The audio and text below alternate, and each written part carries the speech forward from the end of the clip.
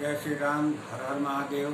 मैं अधिवक्ता बागेश श्रीवास्तव वाराणसी से पुनः आप लोग के समक्ष उपस्थित हुई एक वीडियो लेकर। विषय है संपत्ति अंतरण अधिनियम 1882। इससे संबंधित हमने लगभग 16 वीडियो अपने यूट्यूब चैनल पर अपलोड कर दिया है। कृपया आप उसको जरूर देखें। साथ में अन्य विषयों पर भी हमने प्लेलिस्ट क्रिएट कर दिया है, कृपया उसको भी देखें, उसका लाभ उठाएं। और यदि आप मेरे इस चैनल पर नए हैं तो मेरा निवेदन है कि कृपया उसको सब्सक्राइब जरूर कर लें, बेल आइकन पर क्लिक कर दें, ताकि जब भी मैं कोई वीडियो अपलोड करूं तो इसकी सूचना आपको तुरंत मिल जाए। साथ में वीडियो पसंद आए तो लाइक जरूर करें तथा अन्य लोगों को भी शेयर करें। आते हैं विषय पर। हम चर्चा कर रहे थे संपत्ति अंतरण अधिनियम का। इसमें हम आज चर्चा करेंगे धारा 13, 14, 15, 16 तथा 18 का। इसके पूर्व भी हमने 16 वीडियो अपलोड किया है इसी संपत्ति अंतरण से संबंधित, उसको आप लोग देखिएगा। चूँकि क्रमवार मैं इसलिए अपलोड नहीं करता हूँ क्योंकि उसमें होता क्या है कि एक तरफ से आप वीडियो देखते जाते हैं, दूसरी तरफ से भूलता जाता है। तो मैं वीडियो को बनाता हूँ और रिवीजन के पर्पज से बनाता हूँ। वो वही व्यक्ति इसको ज़्यादा समझ सकता है जो कि पहले से पढ़ा हो, तैयारी कर रहा हो, और रिवीजन करने के पर्पज से मैं उस चीज़ को बताऊंगा तो उसको समझ में आ जाएगा। तो आते हैं हम धारा 13 को देखते हैं। तो धारा 13 देखा जाए तो धारा 5 का अपवाद है, क्योंकि जब हम धारा 5 पढ़ते हैं तो उसमें संपत्ति के अंतरण के बारे में जो बातें की गई हैं जो धारा 5 में, तो उसमें देखा जाता है कि कोई भी संपत्ति अंतरण करने के लिए चाहे वो अंतरण करता हो या अंतरिती हो, दोनों का जीवित होना जरूरी है। लेकिन यहाँ पे एक चीज़ देखा जा रहा है कि अंतरिती का जीवित होना जरूरी नहीं है। ये अजन्मे व्यक्ति के फायदे के लिए भी अंतरण किया जा सकता है, यही बात धारा 13 में कहा गया है। लेकिन उसके लिए जरूरी है कि जिस व्यक्ति को, जो अजन्मा व्यक्ति है, उसको अंतरण करने के पूर्व प्रायर इंटरेस्ट यानी कि पूर्व हित किसी व्यक्ति में क्रिएट करना पड़ेगा न्यास के रूप में, तभी ये संभव है। और जिस व्यक्ति को दिया जाएगा यानी जो आजाद व्यक्ति होगा, उसको एब्सोल्यूट यानी कि पूर्ण रूप से संपत्ति अंतरण होनी चाहिए। उसके पास जो संपत्ति जाएगी किसी प्रकार का बाउंडेशन में नहीं होना चाहिए। यही बात धारा 13 कहता है। अब ये कह रहा है कि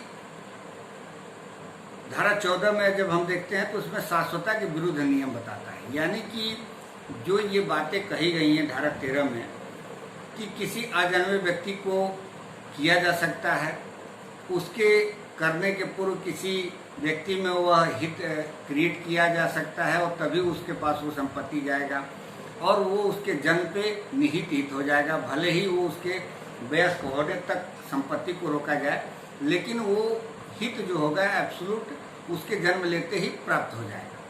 लेकिन जो धारा 14 कह रहा है शाश्वतता के विरुद्ध में, इसके पीछे टैगोर बनाम टैगोर 1872 का मामला है। वो इसलिए आया क्योंकि संपत्ति के नेचर को यदि हम अवरुद्ध नहीं करेंगे तो वो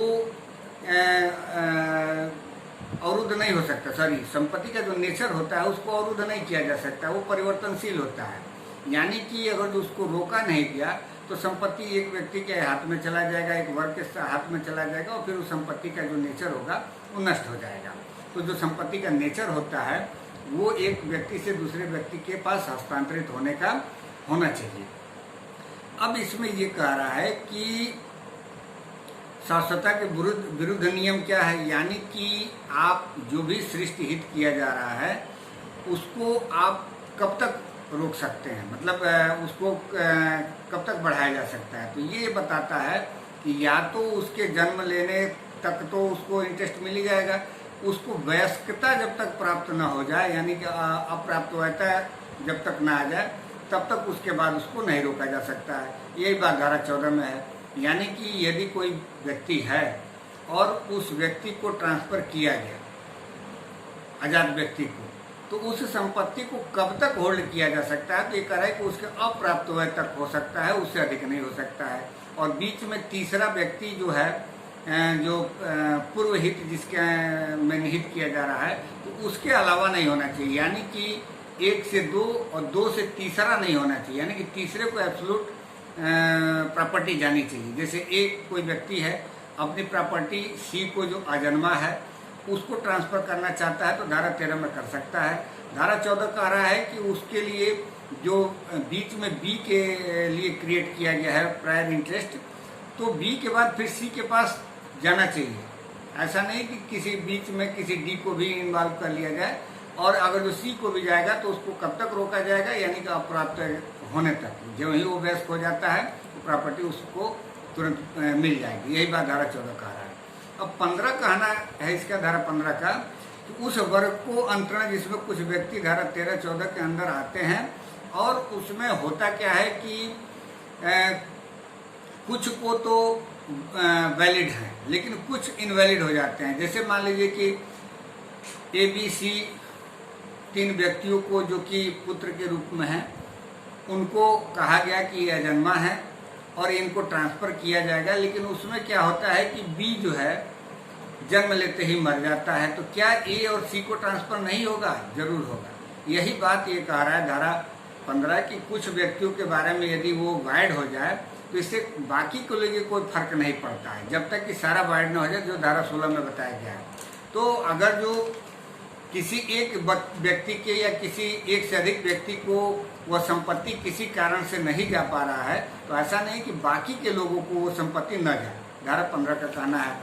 अब धारा 16 जो है, ये इसमें भी एक लीडिंग केस है, गिरदेश दत्त बनाम दत्तादीन का केस। इसके कहने का तात्पर्य यह है कि जो प्रायर इंटरेस्ट है वह इंटरेस्ट शून्य हो जाएगा यदि जो सब्सिक्वेंट यानी कि जो अजन्मा व्यक्ति है उसका इंटरेस्ट शून्य हो जाए। जैसे मान लीजिए कि यदि सी को ए द्वारा ट्रांसफ़र किया गया और उसमें बी प्रायर इंटरेस्ट क्रिएट किया गया बी के लिए, तो अगर जो सी का वाइड हो जाता है ट्रांजैक्शन अंतरण, तो अपने आप बी को जो किया गया अंतरण है वही शून्य हो जाएगा। धारा 16 का मतलब यही है। और गिरजेश दत्त बनाम दत्तादीन का केस भी इसी पर आधारित है, तो आप लोग केस जरूर पढ़िएगा। अब धारा 18 आता है कि इन सबों का अपवाद क्या है। ये तो हम लोग देखा धारा 5 का अपवाद धारा 13 में है। 13 को 14, 15 के साथ हम लोगों ने देखा कि अगर जो उसको किया जाता है किसी को अजन्मे व्यक्ति को, तो वो किस सीमा तक प्रायर इंटरेस्ट होगा, तो बहुत होगा तो एक व्यक्ति उसमें होंगे, यानी कि ए और सी के बीच में केवल एक व्यक्ति हो सकता है और सी को एब्सोल्यूट प्रॉपर्टी ट्रांसफ़र होगा। और 15 ये कहता है कि यदि 2-3 व्यक्ति हैं, कोई वर्ग है, उसमें से एक व्यक्ति किसी कारण से इन अवैध हो जाता है या इनवैलिड हो जाता है या वाइड हो जाता है, तो बाकी पे किसी का प्रभाव नहीं पड़ेगा, बाकी को संपत्ति ट्रांसफ़र होगा। और 16 कह रहा है कि यदि सब्सिक्वेंट जो ट्रांसफरर है इंटरेस्ट वाला है उसका अगर जो इनवैलिड हो जाता है, वाइड हो जाता है अगर जो इंटरेस्ट, तो अपने आप प्रायर इंटरेस्ट वाला भी वाइड हो जाएगा। यानी कि अगर जो धारा 13 में हम लोगों ने देखा कि सी को ट्रांसफ़र किया गया है, अगर जो सी का इंटरेस्ट ही वाइड हो जाता है तो बी का अपने आप वाइड हो जाएगा। ये बात धारा 16 में है। अब धारा 18 में इनका अपवाद दिया है कि जो संचय जो रिस्ट्रिक्शन है, उस रिस्ट्रिक्शन को कब शाश्वता के विरुद्ध भी लागू किया जा सकता है। ये कह रहा धारा 18 में कि यदि धारा 14, 16 और 17 में के निर्बंधन ऐसे संपत्ति अंतरण की दशा में लागू नहीं होंगे जो लोक के फायदे के लिए धर्म, ज्ञान, वाणिज्य, स्वास्थ्य, क्षेम को या मानव जाति के लिए लाभप्रद किसी अन्य उद्देश्य को अग्रसर करने के लिए किया गया हो। यानी कि किसी धर्म के लिए लाभप्रद के लिए किया गया हो, या किसी ज्ञान के या वाणिज्य के या स्वास्थ्य के या क्षेम को या मानव जाति के लिए किसी लाभप्रद के लिए किया गया है, यानी कि सार्वजनिक प्रयोजनों के लिए किया गया है, तो उसमें शाश्वता के विरुद्ध नियम लागू नहीं होंगे। ये किया जा सकता है। साथ में यदि कोई व्यक्तिगत संपत्ति से संबंधित नहीं, व्यक्तिगत कोई एग्रीमेंट हो तो उसमें भी लागू हो सकता है। जैसे कि मान लीजिए कि किसी व्यक्ति ने एग्रीमेंट किया, इस मंदिर के पुजारी आप होंगे, आपके मरने के बाद फिर आपका लड़का होगा, उसके मरने के बाद फिर उसका लड़का होगा, तो ऐसा एग्रीमेंट हो सकता है, क्योंकि यहाँ पे कार्य करने के लिए एग्रीमेंट हुआ है, न कि संपत्ति अंतरण को रोका गया है। संपत्ति तो है ही है, वो संपत्ति मंदिर किसी और में भी निहित हो सकता है, उसके पुजारी क्या नाम मठ के जो मठाधीश होंगे या कोई और भी हो सकता है, लेकिन पूजा करने का अधिकार पीढ़ी दर पीढ़ी ट्रांसफर किया जा सकता है, क्योंकि ये संपत्ति की श्रेणी में नहीं आता है। हमें विश्वास है कि आप लोगों को मेरी बातें जरूर समझ में आई होंगी और आप लोग जरूर पढ़िएगा। मिलते हैं अगले वीडियो में, तब तक के लिए इजाज़त दीजिए। धन्यवाद।